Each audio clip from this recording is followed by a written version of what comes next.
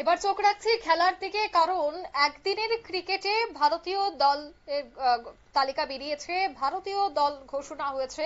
Team ইন্ডিয়ার নতুন অধিনায়ক হিসেবে যার নাম প্রকাশিত হয়েছে তা হচ্ছে শুভমান গিল।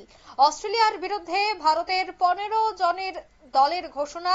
সেই 15 জনের যে দল, সেই দলে কিন্তু অধিনায়ক পদে থাকছেন শুভমান গিল। বিস্তারিত সে বিষয়ে জানবো। টেলিফোন লাইনে যুক্ত হয়ে গেছে ক্রীড়া সাংবাদিক বিপ্লব চন্দ্র। বিপ্লব দা, ঠিক কি আপডেট রয়েছে?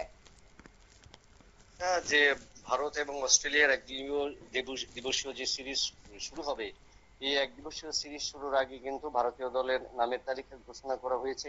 এবং দীর্ঘদিন ধরেই কিন্তু যে রোহিত শর্মা ভারতীয় দলের এক দিবসীয় দলের অধিনায়ক থাকবেন কিনা তা নিয়ে কিন্তু একটা জল্পনা ছিল।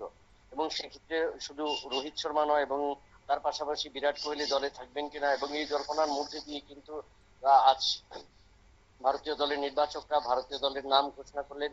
এবং সেখানে কিন্তু ভারতীয় দলের এবার নেতৃত্ব তুলে দেওয়া হলো অধিনায়ক শুভমান গিলের হাতে, এবং সহ অধিনায়ক হিসেবে শ্রেয়াস আয়ারকে কিন্তু রাখা হয়েছে, নির্বাচন করা হয়েছে। তবে সেই ক্ষেত্রে বিরাট কোহলি এবং রোহিত শর্মাকে 15 সদস্যের দলে রাখা হয়েছে। কিন্তু সেক্ষেত্রে এখনো একটা সংশয় রয়েছে যে যেহেতু অধিনায়কের দায়িত্ব ফিরে নেওয়া হয়েছে, সেই জায়গায় রোহিত শর্মা অস্ট্রেলিয়া সফরে যাবেন কিনা। কারণ দীর্ঘদিন ধরে কিন্তু রোহিত শর্মা উইকেটে নেই বা বিরাট কোহলি উইকেটে নেই, তার কারণে কিন্তু একটা চিন্তার ভাঁজ রয়েছে। তবে এটা বলা যায় যে রোহিত শর্মা সিনিয়র হিসেবে ঠিক যে জায়গায় বিগত কয়েকটা মাস, গত প্রায় 1 বছর ধরে কিন্তু 22 গজে তিনি দেখা যায়নি তাকে, তার পাশাপাশি বিরাট কোহলিকেও দেখা যায়নি, সেই জায়গায় শুভমান গিলের উপর যে দায়িত্ব দেওয়া হয়েছে এবং সেই দায়িত্বে কতটুকু নিজেদের তুলে ধরতে পারেন তা কিন্তু দুই ক্রিকেটারের কাছে কিন্তু একটা বড় চ্যালেঞ্জ হয়ে দাঁড়িয়েছে। অঙ্কিতা। একদমই, ধন্যবাদ।